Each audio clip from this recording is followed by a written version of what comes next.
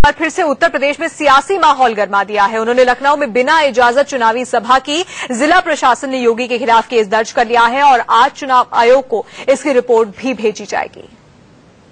लोकतांत्रिक तरीके से अनुमति को वापस लेने का कार्य जिला प्रशासन ने सत्ता के दबाव में किया है। देश से चल रही भ्रष्ट सरकारों को काट फेंकने का संकल्प लेना ही होगा और इसी का आह्वान करने के लिए हम सब आपके बीच आए हैं। उत्तर प्रदेश में एक बार फिर बीजेपी और समाजवादी पार्टी की सरकार के बीच टकराव के हालात बन गए हैं। योगी आदित्यनाथ की एक सभा लखनऊ में होनी थी, लेकिन अचानक उसे रद्द कर दिया गया। लेकिन बीजेपी ने इजाजत नहीं होने के बावजूद लखनऊ में सभा की और योगी जमकर गरजे। ये तय है कि भारतीय जनता पार्टी उपचुनाव को जीतती है तो प्रदेश सरकार की उल्टी गिनती भी प्रारंभ हो जाएगी। पूरे दिन योगी की सभा को लेकर माहौल गर्म रहा। सभा रद्द करने से गुस्साए बीजेपी समर्थकों ने जमकर विरोध जताया। पार्टी राज्य सरकार से जवाब मांग रही है कि अचानक उसने आदित्यनाथ की सभा रद्द क्यों की। न इलेक्शन कमीशन को यह अधिकार है, न ये अधिकार प्रशासन को है कि किसी को पहले परमिशन दे दें और दूसरे राजनीतिक दबाव में आकर उसको कैंसिल करें। इससे पहले चुनाव आयोग ने योगी आदित्यनाथ से उनके विवादित बयानों पर जवाब मांगा था। योगी ने शाम को इसका जवाब भेज दिया, लेकिन इसके बाद योगी ने इशारों में ही चुनाव आयोग पर भी सवाल खड़े कर दिए।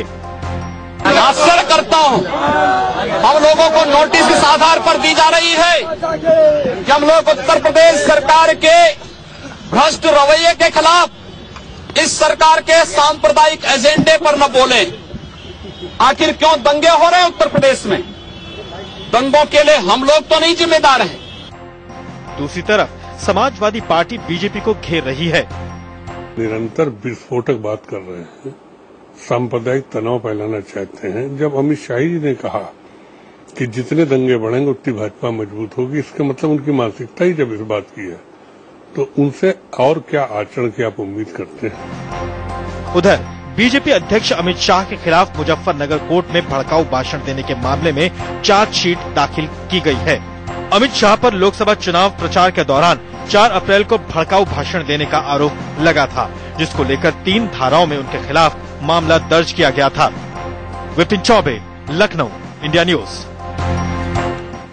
सीधे विपिन चौबे का रुख करते हैं। विपिन, मामला दर्ज हो गया है और चुनाव आयोग को भी रिपोर्ट भेजी जानी है। योगी आदित्यनाथ पर किस तरह की कार्रवाई हो सकती है बिना इजाजत इस तरह से सभा करने को लेकर?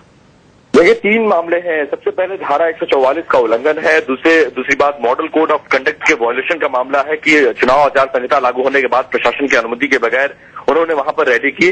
और तीसरी बड़ी बात कि सरकारी जो संपत्तियां थी उस पर पार्टी के झंडे लगाए गए। इन तमाम मामलों को लेकर बीजेपी के प्रदेश अध्यक्ष लक्ष्मीकांत वाजपेयी, सांसद योगी आदित्यनाथ और सांसद जगदम्बिका पाल के खिलाफ लखनऊ के गाजीपुर थाने में मामला दर्ज हो गया है।